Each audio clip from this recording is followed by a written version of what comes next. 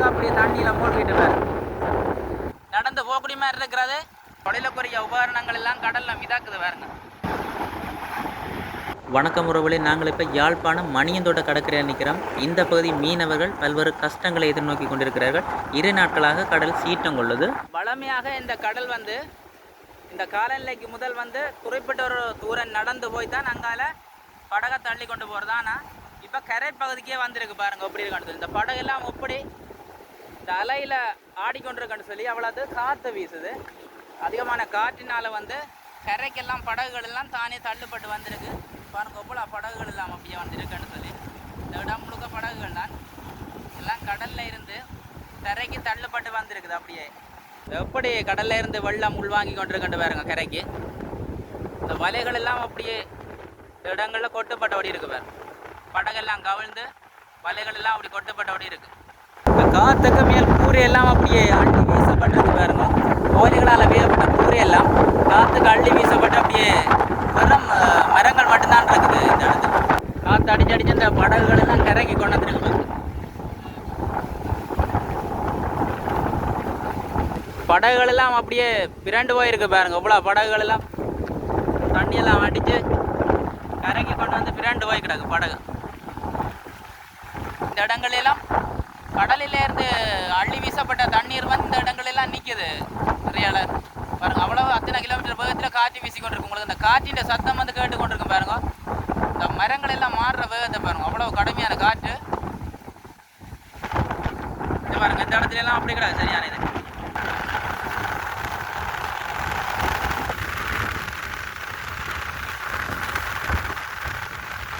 கடல் தண்ணி எப்படி இந்த இதுல மோதி கொண்டிருக்கின்ற பாருங்க.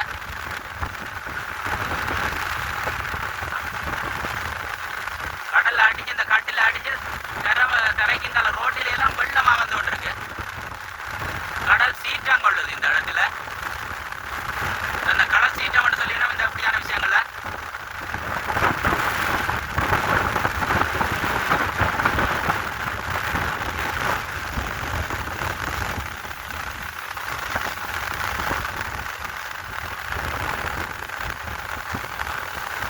போட்டுகள் எல்லாம் அந்த கடல் எல்லைக்கு ஈடு கொடுக்க முடியாமல் நிற்குது பாருங்க.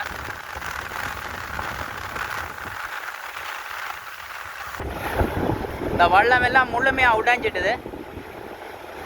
வள்ளம் எல்லாம் முழுமையா உடைஞ்சு வள்ளத்துல இருந்த அந்த பாதங்கள் தொழிலுக்குரிய உபகரணங்கள் எல்லாம் கடல்ல மிதக்குது பாருங்க.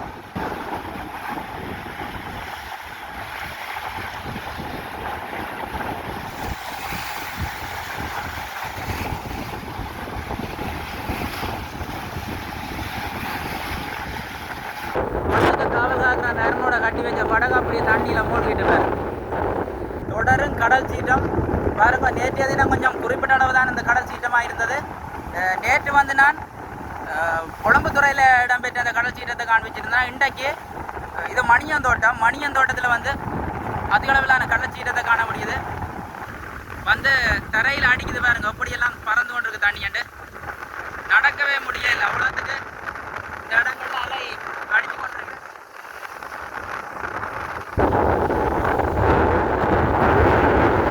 விடாமல் அலை அடிச்சு கொண்டிருக்குது. ரோட்டில எல்லாம் ஒரே வெள்ளமா தான் இருக்குது.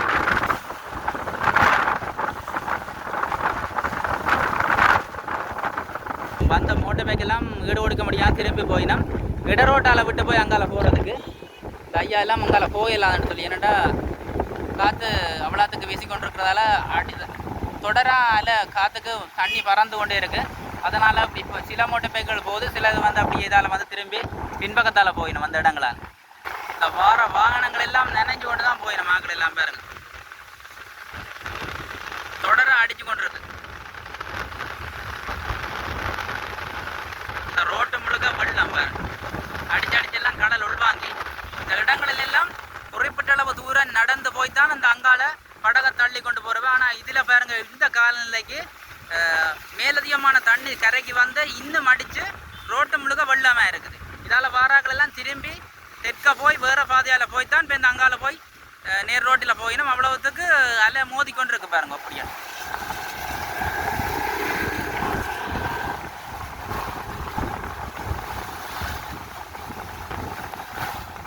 அப்பா எப்படி அடிச்சு கொண்டிருக்கேன்.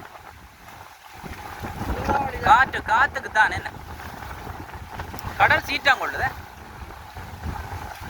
ஆனா இந்த முறை தான் இப்படி அதிகமாக அடிக்கணும்னு சொல்லி நம்ம ஜூன் மாதம் தானே இல்லை அதான் வருஷம் இப்படி நடக்கல, நார்மலாக இருக்க வேண்டும். ஆனால் இந்த முறை அதிக அளவிலான காற்று அடிக்குது. இன்னும் ஒரு வித்தியாசமாக இருக்குன்னு தான் சொல்லிக்கணும் என்ன எல்லாரும். ஒரு ஐயா சொல்லி கொண்டார். மாக்களையெல்லாம் நினைக்குது இதால் போறாக்கள் சைக்கிள் எல்லாம் சரி நான் தோஞ்சி போய் தான் போய் நம்ம எல்லாரும் விட்டாய் விடாத அடிச்சு கொண்டே இருக்கு காற்று. கடுமையான காற்று வீசிக்கொண்டு அப்பா இந்த அவ்வளோதான். வலைகள் எல்லாம் கடல்ல கொட்டுப்பட்டு பாருங்க விதந்து கொண்டிருக்கு.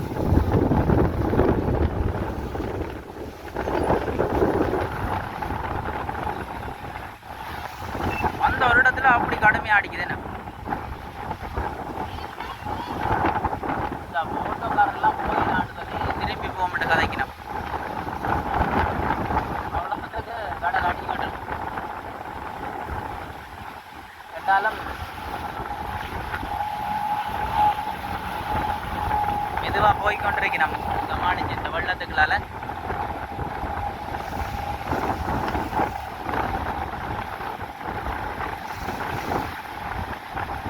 ஆக்களெல்லாம் நினைச்சு போட்டு தான் போடுது கடல். இந்த பாருங்க என்ன மாதிரி வரைய நம்ம மூடையை வச்சிருக்க முடியல. எல்லாத்துக்கு காற்று தள்ளி கொண்டிருக்கு. இந்த மாதிரி எழுப்பி அடிக்குது என்ன.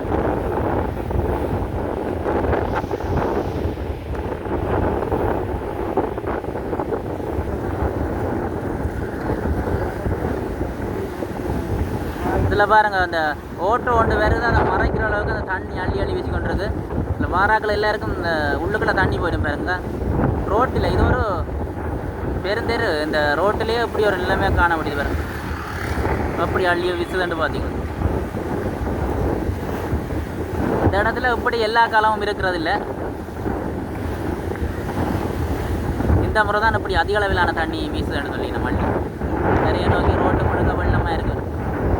கடுங்காற்று.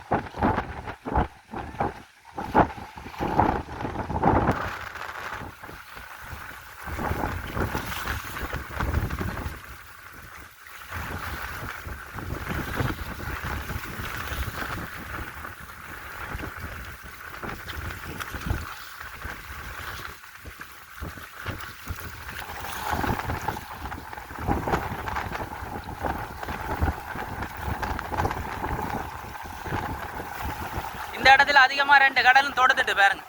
இந்த இடம் ஒரு ரோட்டு நடந்து போகக்கூடிய மாதிரி இருக்கிறது. இதில் இப்போ நிறைய தண்ணி வந்து 2 கடலும் எப்படி தொடுக்குன்னு பாருங்க. இங்கால இருக்கிற கடலும் இங்கால இருக்கிற கடலும் தொடுக்குது.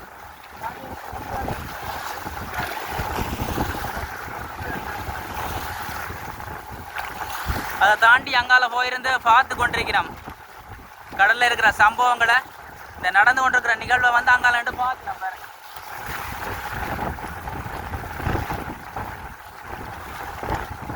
மெல்ல மெல்லத்தான் போய்கொண்டிருக்கிறோம். விரைவாக போக முடியாது, அவ்வளவு காற்றும் இந்த கடலும் வந்து நடந்து போகலாம் இருக்கு.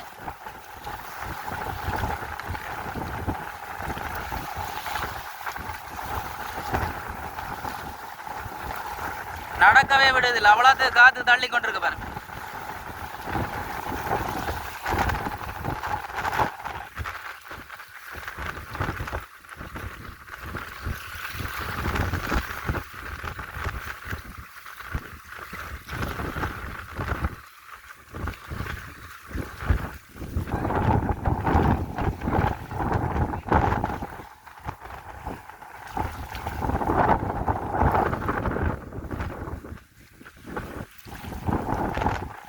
இதில் இருந்து இந்தியால பக்கம் போனால் யாழ் மாநகரத்துக்கு போகுது. நாங்கள் இந்த கடலுக்கு நடுவே நிற்கிறோம். அந்த ரோட்டு அதாவது 2 கடலும் வந்து இணைஞ்சிருக்கு. இந்த இடத்துல இடை நடுவில் நாங்கள் நின்று கொண்டிருக்கிறோம்.